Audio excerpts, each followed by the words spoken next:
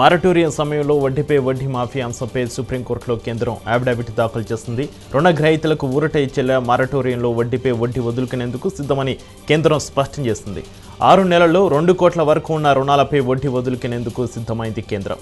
ఎంఎస్ఎంఈలు, విద్యా, గృహ వినియోగధర వస్తువులపై వడ్డీ మినహాయింపు ఇచ్చింది. ఆటో రుణాలు, క్రెడిట్ కార్డు బకాయిలపై వడ్డీ మినహాయింపు ఇస్తూ వడ్డీ భారం భరించడమే ఏకైక పరిష్కారమని అఫిడవిట్లో కేంద్రం తెలిపింది. అన్ని రకాల రుణాలపై 6 లక్షల కోట్ల రుణాల చెల్లింపు పెనుభారమని కేంద్రం తెలిపింది. లాక్డౌన్ వల్ల 6 నెలలు మారటోరియానికి అవకాశం ఇచ్చిన ఆర్బీఐ మార్చి నుంచి ఆగస్టు వరకు మారటోరియం విధించింది. రుణాలపై మారటోరియాన్ని 2 ఏళ్ల వరకు పొడిగించవచ్చని కేంద్రం తెలిపింది.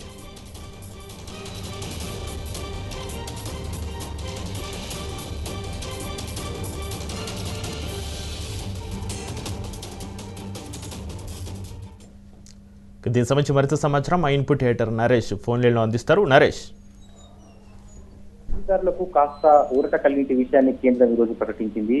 సుప్రీంకోర్టులో ఈ మారటోరియం సమయానికి బ్యాంకులు లబ్ధిదారుల నుంచి అంటే ఎవరైతే రుణగ్రహీతలు ఉన్నారో వారికి వడ్డీ తీసుకోవాలా లేదా అన్న దానికి సంబంధించి సుప్రీంకోర్టులో గత కొంతకాలంగా కేసు విచారణకు వస్తోంది.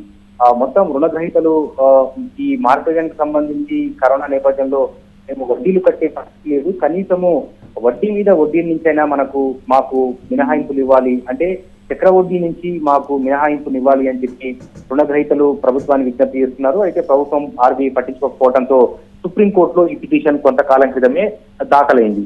అయితే సుప్రీంకోర్టు విచారణకు వచ్చిన సందర్భంగా కేంద్రము తన అభిప్రాయాలను సుప్రీంకోర్టుకు నివేదిక రూపంలో సమర్పించాలి అని కొన్నిసార్లు సుప్రీంకోర్టు కేంద్ర ప్రభుత్వాన్ని హెచ్చరించినా కూడా ఇంతకాలం జాప్యం చేసింది. ఈ నివేదిక సెప్టెంబర్ మాసంలోనే సెప్టెంబర్ 2వ తారీఖునే సుప్రీంకోర్టుకు కేంద్రం సమర్పించాల్సి ఉంది. కానీ 1 నెల రోజుల పాటు కేంద్రము జాప్యం చేసిన నేపథ్యంలో కొంతకాలం క్రితం సుప్రీంకోర్టు కేంద్రం మీద తీవ్ర వ్యాఖ్యలు చేసింది.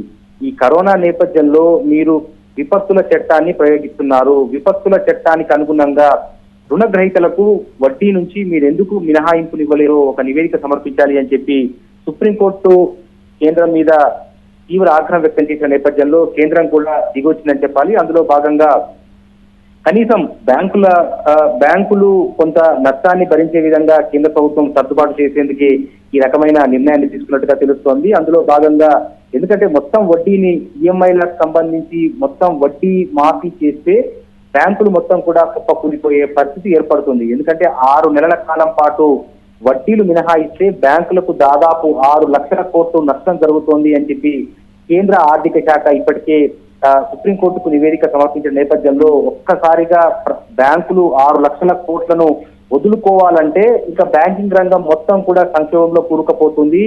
కొత్తగా రుణాలు ఇవ్వడానికి కూడా బ్యాంకుల వద్ద నగదు లభ్యత ఉండదు అన్న ఉద్దేశంతో బ్యాంకులు పూర్తిగా వడ్డీ మాఫీ చేసేందుకు ఆర్బీఐ నిరాకరించిన నేపథ్యంలో కనీసం వడ్డీ మీద వడ్డీ అంటే చక్ర వడ్డీ నుంచైనా కూడా లబ్ధిదారులకు రుణగ్రహీతలకు ఒక రిలాక్సేషన్ ఇవ్వాలన్న సుప్రీం ఆదేశాలకు అనుగుణంగా కేంద్ర ప్రభుత్వము తాజాగా ఈ నిర్ణయాన్ని ప్రకటించింది. అందులో భాగంగా కేవలం గరిష్టంగా 2 కోట్ల రూపాయల మేరకు ఎవరైతే బ్యాంకుల నుంచి రుణాలు తీసుకున్నారో వాళ్ళకే ఈ చక్ర వడ్డీ నుంచి మినహాయింపునిచ్చే విధంగా కేంద్ర ప్రభుత్వం సుప్రీంకోర్టులో ఒక అఫిడవిట్ దాఖలు చేసింది. అంటే ఈ గరిష్టంగా 2 కోట్ల రుణాలు అది కూడా కేవలం కొన్ని కేటగిరీల వారికే మినహాయింపులు ఇచ్చింది. అందులో భాగంగా వ్యక్తిగత రుణాలు, హౌసింగ్ రుణాలు, వాహనాల రుణాలతో పాటుగా ఎడ్యుకేషన్ విద్యకు సంబంధించిన రుణాలు, అదే సూక్ష్మ మధ్యతరగతి కంపెనీలకు సంబంధించిన లోన్లు మొత్తం గరిష్టంగా 2 కోట్లు ఎవరైతే బ్యాంకుల నుంచి రుణాలను తీసుకున్నారో వాళ్ళకే ఈ విధానం అమలవుతోంది.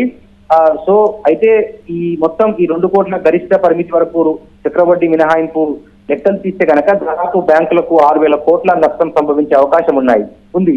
ఈ 6,000 కోట్ల నష్టాన్ని కూడా బ్యాంకులు భరించే పరిస్థితి లేనందున నేరుగా కేంద్రమే ఆ నష్టాన్ని ఈ పథకం కింద గరిష్టంగా 2 కోట్ల వరకు ఎవరైతే రుణాలు తీసుకున్నారో వాళ్లకు వడ్డీ మీద వడ్డీ నుంచి మినహాయింపు తీస్తూ కేంద్రం తీసుకున్న నిర్ణయం వల్ల దాదాపు బ్యాంకులు 6,000 కోట్లు నష్టపోతాయి. సో ఆ నష్ట పరిహారాన్ని బ్యాంకులు నష్టపోతున్న 6,000 కోట్లను సర్దుబాటు చేసేందుకు కేంద్రం సుప్రీంకోర్టులో ఈ రోజు అంగీకారం తెలిపిన నేపథ్యంలో బ్యాంకులకు కూడా చక్ర వడ్డీ నుంచి మినహాయింపులు ఇచ్చేందుకు ఎటువంటి అభ్యంతరాలు ఉండకూడదు. ఎందుకంటే బ్యాంకులు ఏ రకంగా కూడా నష్టపోవట్లేదు. లబ్ధిదారుల నుంచి రుణగ్రహీతల నుంచి బ్యాంకులు చక్రవడ్డీని వసూలు చేసే చక్రవడ్డీని లబ్ధిదారుల నుంచి కాకుండా నేరుగా కేంద్ర ప్రభుత్వమే లబ్ధిదారుల తరఫున కేంద్ర ప్రభుత్వమే బ్యాంకులకు ఈ చక్రవడ్డీని అందజేస్తున్న నేపథ్యంలో బ్యాంకులు కూడా దీనికి అంగీకారం తెలిపే అభిప్రాయాలే కనిపిస్తా ఉన్నాయి. మొత్తంగా దీనికి సంబంధించి కేంద్రం ఎట్టకేలకు సుప్రీం సూచనలకు అనుగుణంగా ఎట్టకేలకు కేంద్రం చక్రవడ్డీ మీద తన నిర్ణయాన్ని ప్రకటిస్తూ సుప్రీంకోర్టుకు ఈ రోజు అఫిడవిట్ దాఖలు చేసిన నేపథ్యంలో ఈ విచారణ సుప్రీంకోర్టులో విచారణ మండేకు వాయిదా పడింది. మండే అంటే సోమవారం రోజు దీనికి సంబంధించి లబ్ధిదారులు రుణగ్రహీతలు ఏదైతే కోరుకుంటున్నారో చక్రవడ్డీ నుంచి మినహాయింపులకు సంబంధించి కేంద్రం తన వైఖరి స్పష్టం చేసిన నేపథ్యంలో బ్యాంకుల వాదనలు కూడా మరోసారి సుప్రీంకోర్టు వినే అవకాశాలు ఉన్నాయి. బ్యాంకుల వాదనలు విన్న తర్వాత దీనికి సంబంధించి సుప్రీంకోర్టు తన తుది తీర్పును వెల్లడించే అవకాశాలు ఉన్నాయి. అయితే అదే సందర్భంగా కేవలం గరిష్టంగా 2 కోట్ల రూపాయల రుణాలను తీసుకున్న వారికి ఈ విధానం అమలవుతోంది అంటే